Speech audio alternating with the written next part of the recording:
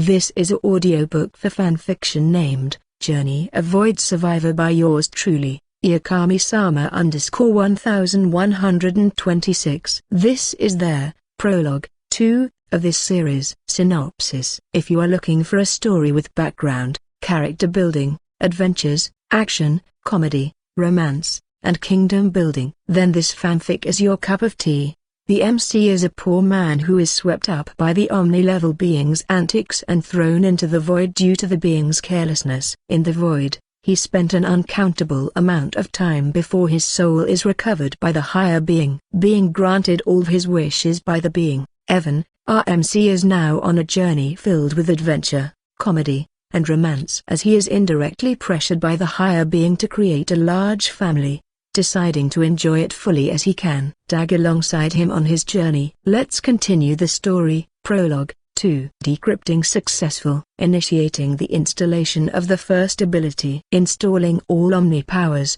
omnipotence, omniscience. 1%. What?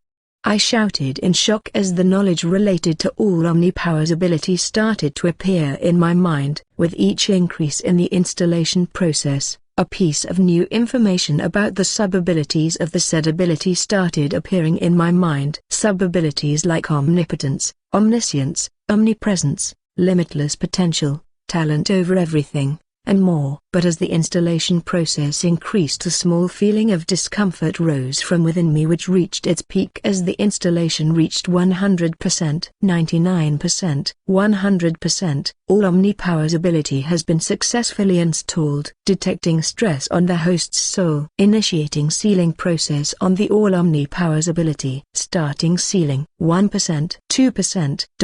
The feeling of discomfort started to subside as the sealing process started, and after some time that I have no count of, the discomforting feeling finally disappeared. 100%. Sealing successful. I sighed in relief as the last system announcement resounded. Then I tried to feel myself for any changes, and I surely found two of them. Both of them have melded with me, while only the last one has made some permanent changes in me. The changes aren't much apparent, and if it was me when I just appeared in this place, then I have surely missed them. But after spending an unimaginable amount of time here, I have got very familiar with every part of me, which is why I can feel all these changes. Initiating installation of the second true magic, kaleidoscope magic. Installing second true magic, kaleidoscope magic. 1%.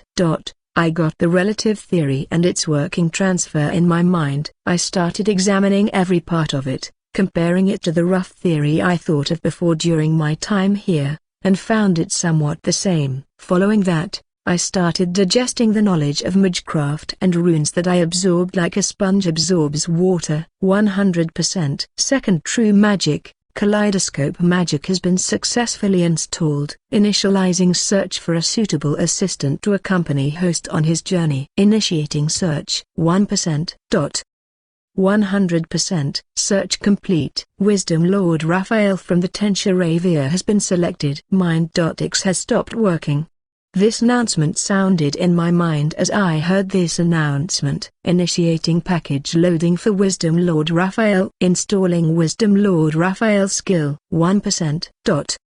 100%. Wisdom Lord Raphael has been successfully installed. Initiating loading of creation package to create host body. Loading creation package. 1%. 100%. Creation package has been successfully loaded. Initiating the creation of a suitable body for a host. Starting creation process. 1%.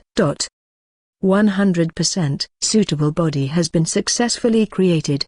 The mixed race has been successfully fused with the host's body. New abilities and bloodline revealed themselves with host's growth or due to coming in contact with any catalyst. Initiating host's soul bonding with the body. Starting bonding. 1%.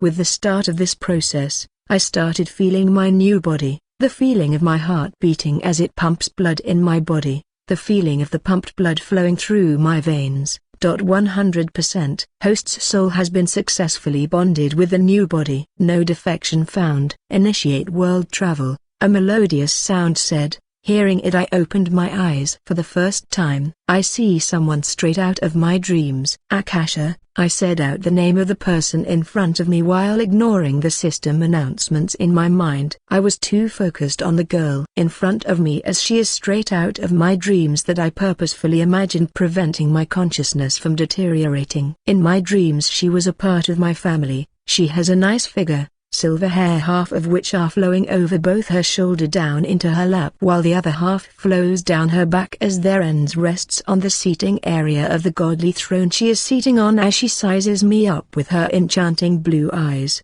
Akasha. Akasha, I like this name. Okay, from now on it will be my name.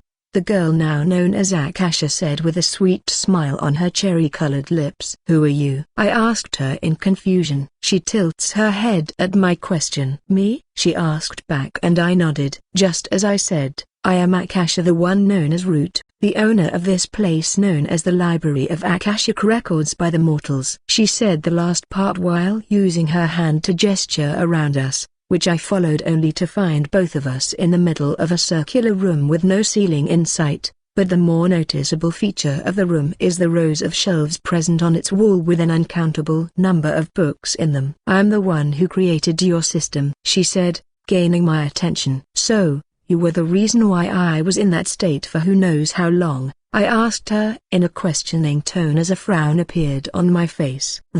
My question caught her off guard as I disturbed her rhythm and now she doesn't know what to say in her defense. I looked at her as she visibly squirmed under my gaze. Okay, just answer some of my questions, I asked after a heavy sigh. Did you get hold of my soul after I died? Yes, she replied, and I sensed the sadness in her tone but wasn't able to think of any reason behind her sadness. I indeed felt her familiar, like I have met her even before imagining her in my dreams. But I can't put my finger on it. Did my death have anything to do with you? Yes, it was indirectly related to me, she said, not meeting my eyes. How? I asked. I can't tell, you need to wait and regain your memories for that, Akasha replied with a bit of fondness in her voice. At this, I felt a lot more conflicted than before. Just what happened in my past life and how did I die? After sighing at my current situation, thinking of a question I asked her, did I leave any family member behind in my past world? No, you. The end. Thank you for listening. Like, share this video and subscribe the channel for notification alert for the continuation of this audiobook series.